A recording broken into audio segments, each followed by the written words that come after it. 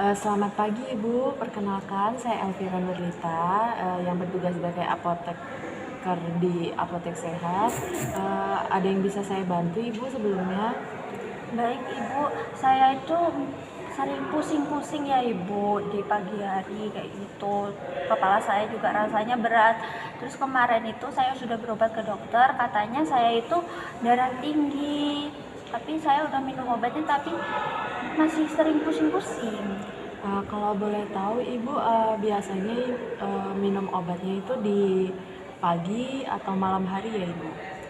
Oh, baik Mbak, saya biasanya itu minum obatnya di pagi hari sih Mbak setelah saya sarapan. Tapi saya itu sering lupa juga setelah sarapan itu harus minum obat karena pagi-pagi itu kegiatan saya itu berkebun gitu Mbak. Ada kebun yang harus saya urus gitu. Jadi saya kadang lupa. Iya ya, iya ya Ibu. Emang kalau pagi-pagi itu kalau udah sibuk kadang memang suka lupa gitu. Jadi biasanya kalau nggak ada ingetin ya nggak diminum gitu ya obatnya. Kalau boleh tahu sebelumnya Ibu obat yang Ibu minum itu obat apa ya Ibu? Apa ya Mbak? Awalnya tuh AA, terus belakangnya tuh kayak pin-pin gitu kayaknya Mbak. Mungkin yang dimaksud dari ibunya itu obat darah tinggi yang diminum itu ada amlodipin ya Ibu. Iya, iya Mbak, iya pakai amlodipin Mbak. Kalau boleh tahu sebelumnya di rumah itu ibunya bersama siapa ya Ibu tinggalnya? Kalau di rumah itu saya sama anak saya sih Mbak. Sama anak saya. Anaknya udah berkeluarga atau masih remaja gitu Ibu? Anak saya udah besar tapi belum berkeluarga, kayak ya kerja gitu Mbak, udah kerja.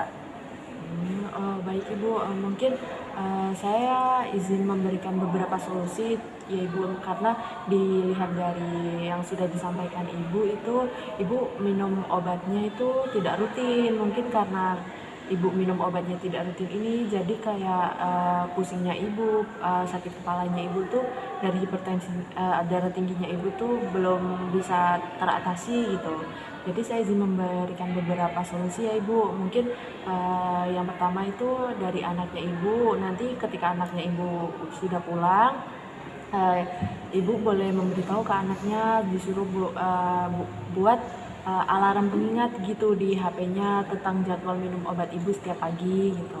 Kemudian nanti ketika pagi hari sebelum anaknya Ibu berkegiatan gitu, anaknya Ibu boleh membantu Ibu untuk menyiapkan obat yang perlu diminum gitu.